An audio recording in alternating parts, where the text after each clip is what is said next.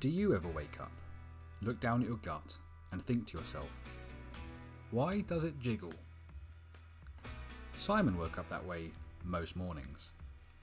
The second question he asked himself was what would happen if he trained as hard as he could and dieted as well as he could for an entire week. Would he notice a change then? Would you? For the last 3 weeks, Simon has been trying different diets and techniques to help him get into better shape.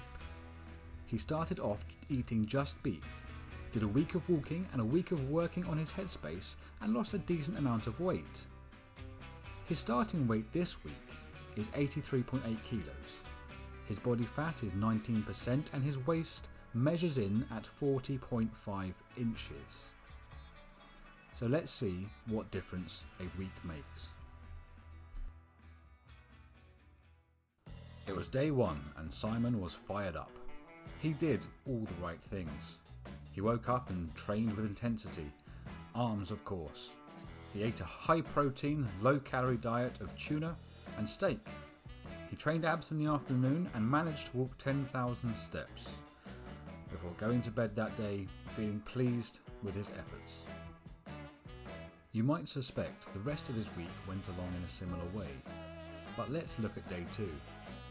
Simon woke up, jumped on the scales and to his delight had lost 1 kilo. So he pressed on, had eggs for breakfast, more tuna for lunch and trained his shoulders well that afternoon. He finished off with some core work and should have called it a day there. But instead of getting into bed and ticking day 2 off his list, Simon sat down and ate a chocolate bar. I need him to work on his headspace.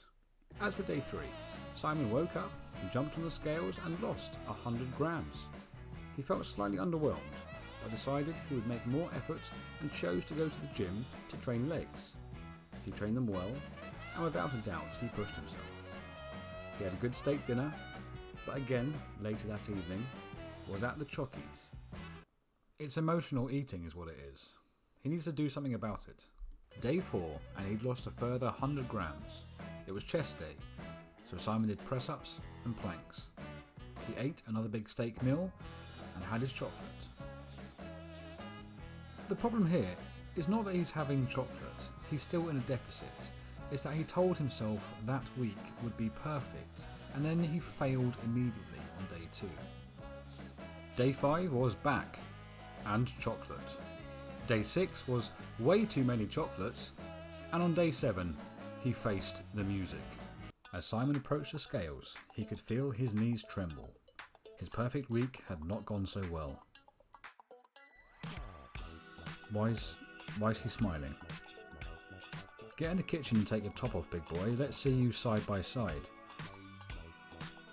On the left is when he started. On the right is where he finished. And despite the chocolates, it seems Simon had made some progress. Physically, he was in a bit better shape. He had lost 1.7 kilos, and it looks like his workouts were paying off. But there are some key indicators here he needs to resolve. His body fat has gone down, yes, but so has his muscle mass. He needs more protein. His bone mass has also gone down, which is a major indicator he's not eating enough. These are fairly small tweaks he needs to make to his nutrition. The main thing he needs to focus on is the mental side. You can't eat chocolate every day and expect to get the body of your dreams or live your dream life. So it's time to kill that habit. Subscribe and turn on notifications to see how Simon is going to overcome his addiction to chocolate and become a better man.